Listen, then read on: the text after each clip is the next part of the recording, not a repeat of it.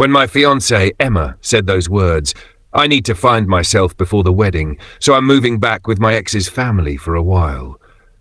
My world stopped. For a moment I thought she was joking.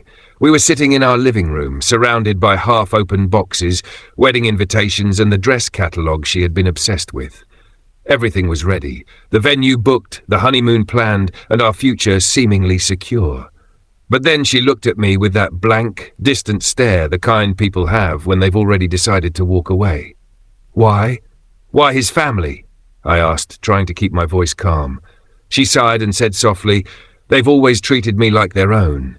I just need time to figure out who I really am before getting married.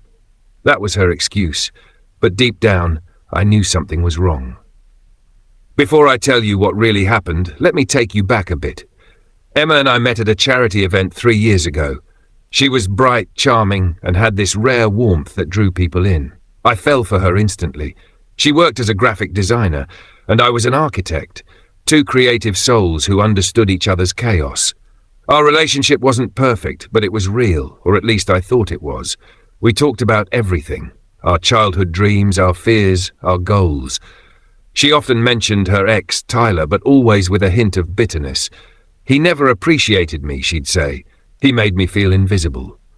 So I did everything to make her feel seen. The surprise breakfasts, the little notes, the long drives when she needed to escape life for a bit. And yet the closer our wedding got, the more distant she became. 2 weeks before her announcement, I noticed she was constantly on her phone, smiling at texts she wouldn't show me. When I asked, she brushed it off. It's just wedding stuff, she said. But one night, I saw a name flash on her screen, Tyler's mom. At first, I didn't think much of it. Maybe she was being polite. But when I asked about it, she grew defensive. Why are you checking my phone? She snapped. I told you I'm figuring things out. That was the start of our downfall. When she finally left, I tried to stay strong. She packed her bags, gave me a half-hearted hug and said, Don't wait for me, okay? I just need space. I nodded. Take all the space you need. Just remember, space doesn't rebuild trust. For the next month, I didn't hear from her. Not a single call, not a message. Her social media was quiet too. I tried to move on, focusing on work, though my nights were heavy with unanswered questions. Then one day, my friend sent me a photo. It was taken at a local cafe. Emma was sitting there with Tyler, laughing, holding his hand. I stared at the screen for a long time. So finding herself meant finding her way back to him. I didn't call her. I didn't confront her. I simply cancelled the wedding, called the venue, and donated the honeymoon booking to a charity raffle. When her parents called, furious, I calmly said, You should talk to your daughter. She's with her ex. There was a long silence on the other end.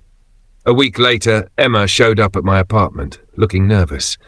I was going to tell you, she began. It just happened. I thought Tyler changed, but I'm not sure anymore. I looked at her, the woman I once planned to spend my life with, and realized I felt nothing but calm. You don't have to explain, I said quietly. You already made your choice. I'm just glad I found out before I said I do. Tears filled her eyes. So that's it? You're just giving up? I smiled sadly. No, Emma. You gave up when you decided to find yourself in someone else's home. She tried to argue, but I walked away. Some things don't need closure. They just need silence. Months passed. I heard that things didn't work out between her and Tyler. Apparently, he cheated on her again, with someone new this time. One evening I got an email from Emma. Subject, I miss what we had.